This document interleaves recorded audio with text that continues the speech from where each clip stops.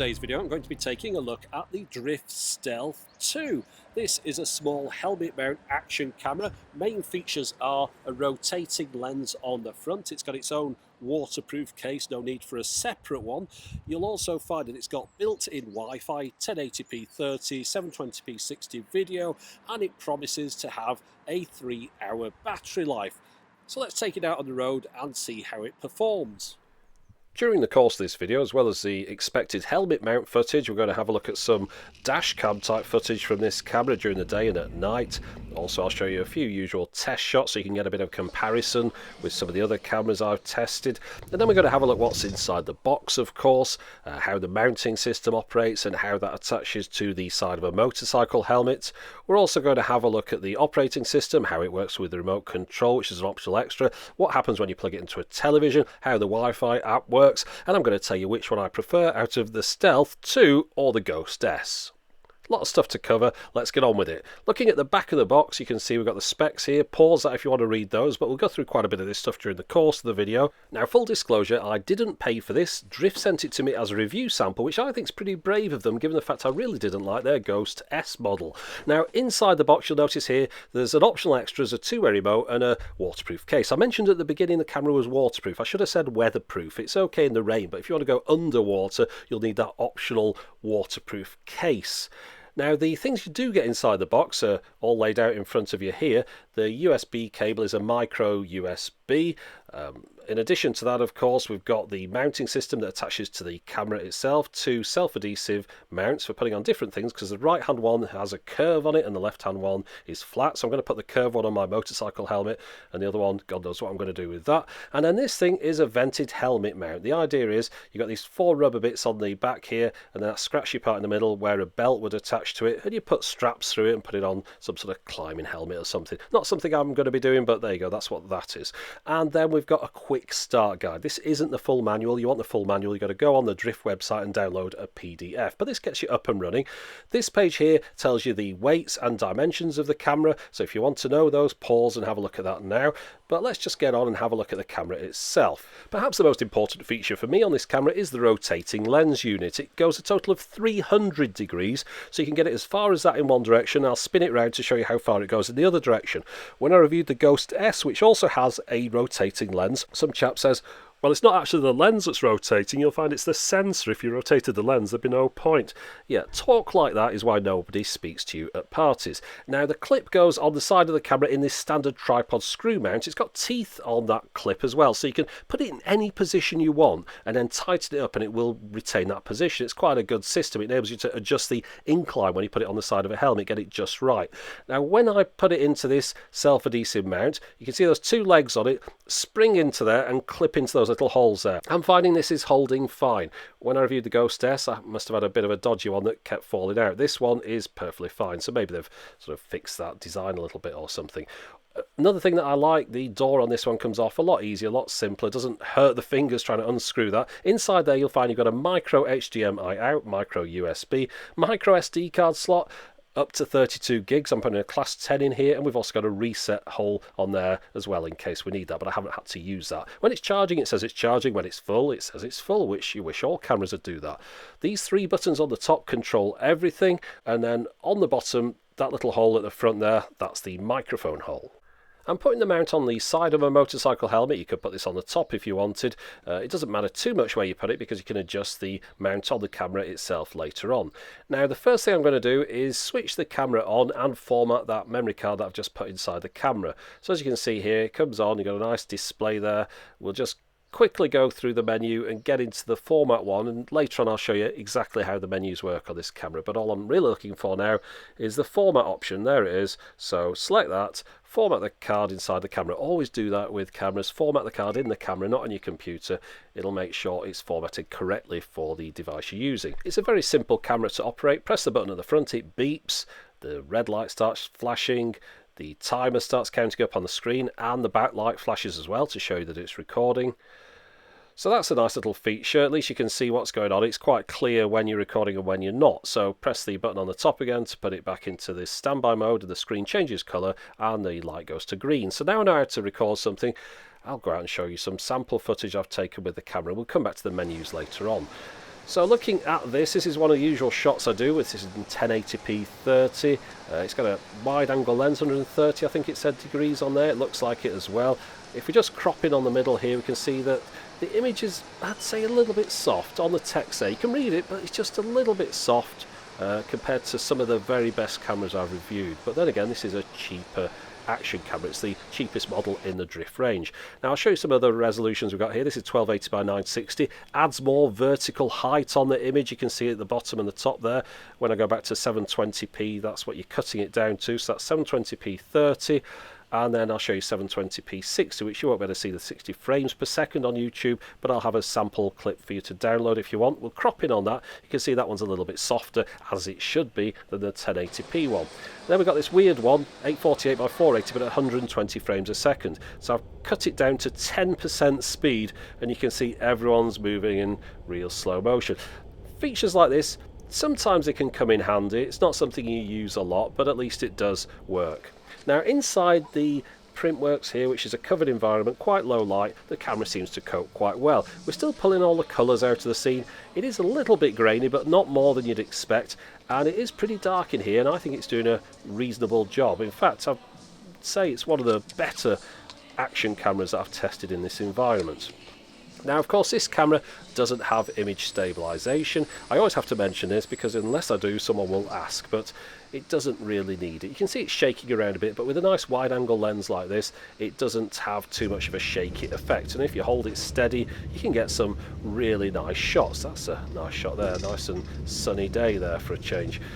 Now, I know, of course, this is designed as an action camera, but if you just film one thing with a camera, like sticking on a motorcycle helmet and drive down a lane, you don't really know how it's going to cope with all different situations. So I like to take a camera out, film a few things around town. You can get some idea then about barrel distortion, softness in the corners of the image, how it copes with colours, changes in light between sunny and duller days, even sound quality, of course, which might be of interest to some people. So let's just have a listen now for a second to some street musicians performing.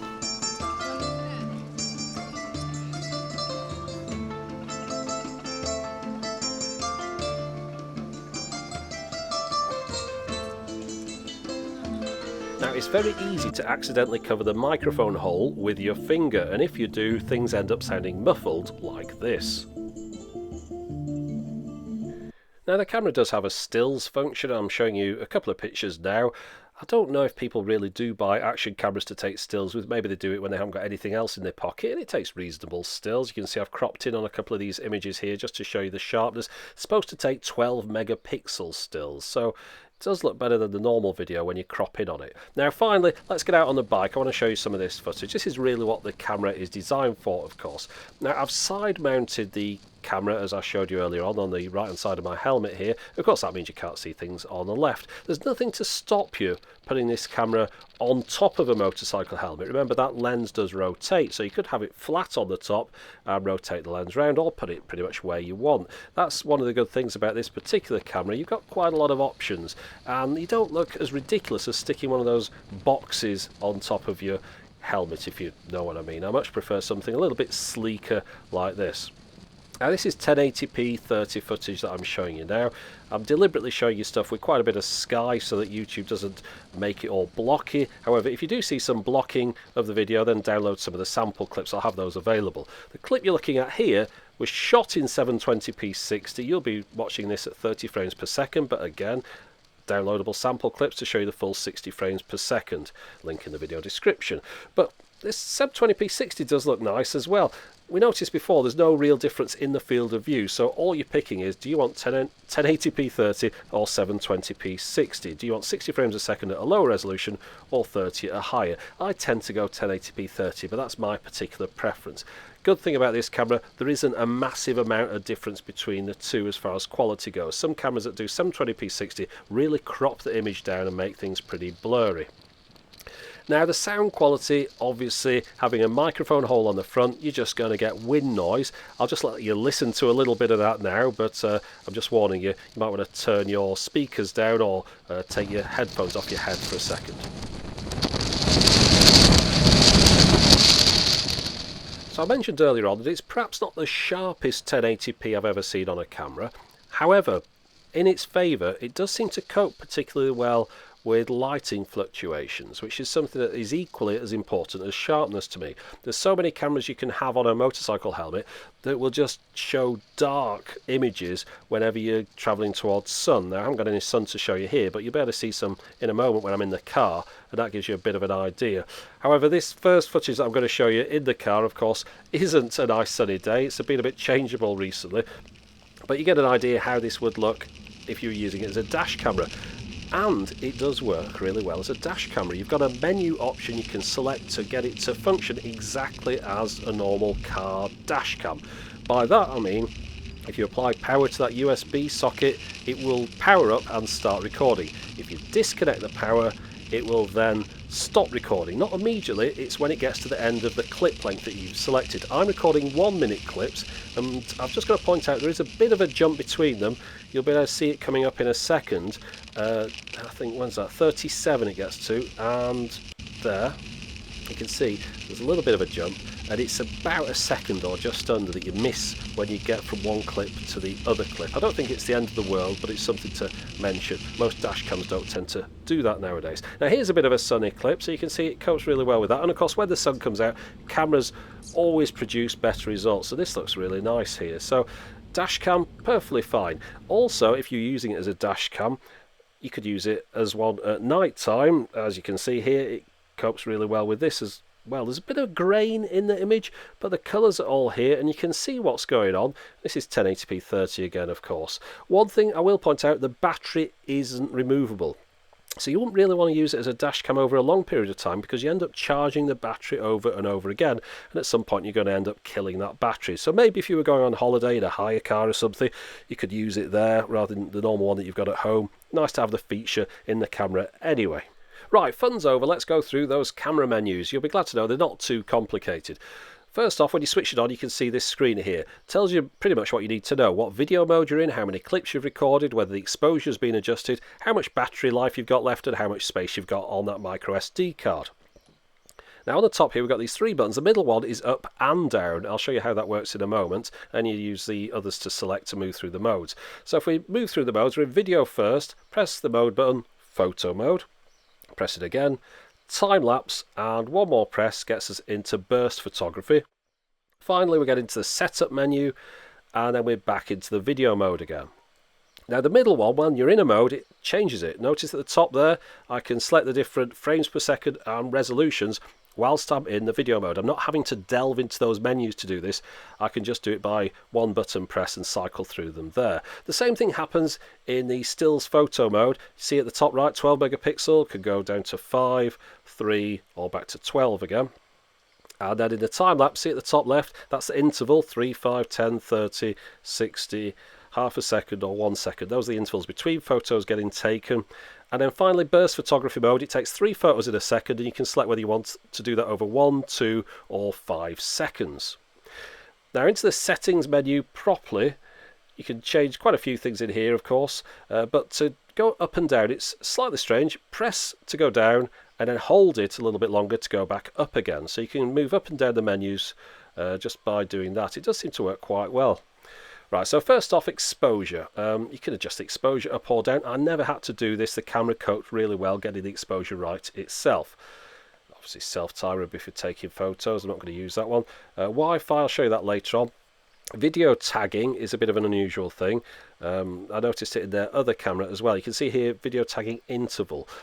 What this does, the camera records, if you want to, if you've turned that on, it'll keep recording over and over again, but won't save anything until you press the button. And then if you've got it set to, say, 30 seconds, it'll record the previous 30 seconds, 30 seconds from now, and then another 30 seconds. So you get a minute and a half when you press the button of save stuff. Otherwise, everything just gets lost forever. A bit of a weird mode. You'd use it if you were going around and maybe something exciting happened very infrequently. Now, this is where you turn the car DVR mode on, or the dash cam mode. You've got a choice of auto, which means it automatically starts and stops, or manual, where you can start and stop it yourself if you're using it on a motorcycle helmet. And then, of course, the size of the clips and the fact that you've switched it on means that it loops over the oldest footage on the memory card, deleting it when the memory card's full. Video standard, NTSC or PAL. This actually changes the frames per second on the different modes. So it'd be multiples of 25 frames per second in PAL or 30 in NTSC. Microphone sensitivity, as you can see there, we can turn off the beep or make it different volumes. These next options down are to do with the remote control. We don't need to worry ourselves with those. That's just if we're sort of setting it up, really. The camera LED there, that would be the LED on the front. Do you want it flashing when you're recording? And do you want the camera to turn off after a certain number of minutes when you're just leaving it in standby? Or do you want to turn it off manually yourself? The backlight, you can see it lit at the top there. You can switch that off if you want. And then how long you want it to remain on for. Now the date, this is something I want to mention to the manufacturers. There's a little cursor moving along under the numbers here. You can hardly see it, and that's how you set the time and date. I would suggest to Drift that they make those numbers flash rather than just having that tiny cursor, because it's very hard to read. And of course you can turn on the date and timestamp or turn it off. I just want to mention again, you can turn the timestamp off, because so many people miss that when I mention it in videos. I had to put that little splash on the screen there. Right, so we'll take this little mount off here, because I just want to show you that you can of course use that standard tripod screw, as I mentioned before, which means you can attach it to loads of things, and as I mentioned before, stick it on the top of something if you want, twist the lens that way, or stick it underneath something, twist it the other way. The remote control, that's what I got from my Drift Ghost S. It's the same remote control. You can send off one of these, of course. It's a USB charging device. It needs to be charged by USB, I should say, because it uses quite a bit of power. It's got flashing lights down either side and 2 buttons on it. Now, the way it works, you can see the colour on the screen matches the colour on the remote. The remote is supposed to be a two-way remote, so it tells you what mode you're in. For example, if I'm in the photo mode, it flashes yellow, because that's kind of yellowy. Purple for the time-lapse mode, and then blue if we go into the burst mode. So you can see without looking at the camera, by looking at the remote, what mode you're in. Now if you want to start recording, of course press the record button. You can see the remote is flashing red, which is of course what the camera does when it's recording. So really, it's a very good remote control. Now let's see what happens when you plug in a micro HDMI lead into that socket on the camera. You'll need to supply your own lead. There isn't one in the box, but you can get hold of these pretty easily nowadays. As you can see, I've got a live video feed of what the camera can see coming over the HDMI, and you've got the option of course to play back things you've recorded earlier on, photos and videos. You can even fast forward videos. It's quite tricky using those 3 little buttons on top of the camera to do all this, but the screen on the camera remains on, so you can see what mode you're in, which gives you a little bit more clue as to what you're doing. Now for the remote control enthusiasts watching this, yes, you can record and stream live video over that HDMI lead at the same time.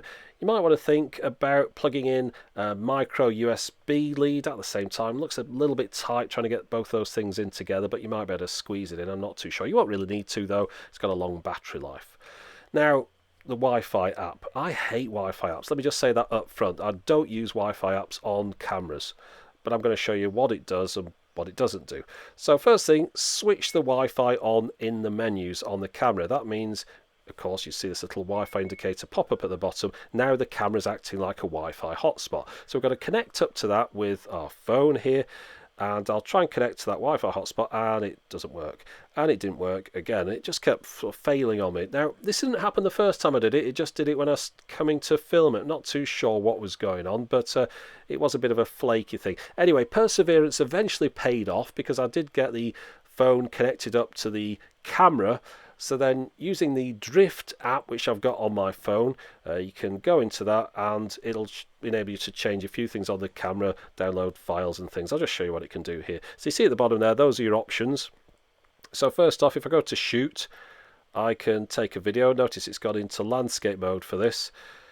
So we'll show you what kind of lag you've got here. People always overestimate Wi-Fi. I think it's going to be the answer to all their prayers. It isn't. It's only for short-term, slow video transfer over a few feet, no more than that. But as you can see there, you can press record, and when you press record, you lose the signal from the camera. It switches the live video feed off. So then you press it again to stop it recording. People always ask me, how far does the Wi-Fi signal go?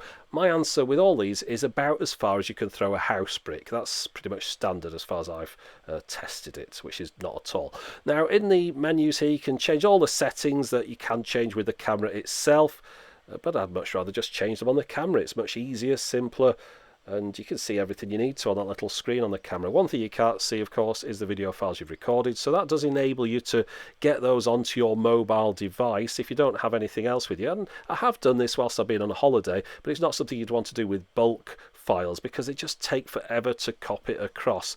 and you think these are HD files. Some of these are gigabytes. Trying to copy one of those over Wi-Fi is just a thankless task. The camera does store small versions like thumbnail videos of the things you've recorded, so you can watch those. But if you want the full resolution one, you want to download that to your phone, that is going to take an absolute age. So really, just remember, it's a Wi-Fi app. It doesn't work particularly well, but none of the Wi-Fi apps I've ever tested do, because the idea of transferring video files over Wi-Fi from a little pocket camera is just a bad idea, full stop, as far as I'm concerned. Putting the Stealth 2 next to the Ghost S, you can see the size difference. Of course, the Ghost S has quite a few different features other than the size. It's got a full colour LCD screen and things. A couple of things I like on the Stealth 2 though. Little white triangle on the front tells you which way up the lens is and which way up the back door should go. Those were things that annoyed me on the other one. Of course, the mounting system is the same on both. The Stealth 2 does not have a mic in socket on it, whereas the Ghost S does, and of course the Ghost S does 1080p 60 and things like that. But overall, I prefer the Stealth 2 just for its simplicity. It does what I need a camera to do. A quick stat attack: video format is MP4, H.264, the variable bitrate files. You can see the numbers in the middle of the screen there for 1080p 30 and 720p 60. For those people that can't do the maths, on a 32 gig card, which is the maximum card size this camera can take according to the manual, you can fit about 4 hours worth of 1080p 30 video. And the battery life, I did get 3 hours of battery life out of this in 1080p 30 mode, and obviously that's with the Wi-Fi switched off at the time. And finally, I've got something to debut for you in this video. This is the first camera I'm going to use my new rating system on. The rating system is based around 3 different things. Physical, which are the mounts, the buttons, the actual form of the camera, operation of the menus and the features in the camera and how easy they are to use, and the results of the actual video and audio quality you get out of the camera. So looking at this particular model, scoring it on a red, amber, green scale, physical and operation green, results amber. Amber's still okay, but I think there's room for improvement in that video quality. The sound was fine, but the video quality a little bit soft for 1080p, I think. So there you go, that's my review of the Drift Stealth 2. If you like the look of this camera, there's links to purchase one in the video description, and I've also got links up there to some downloadable sample clips that you can try out for yourself. But that's it for the moment. As always, thanks for watching.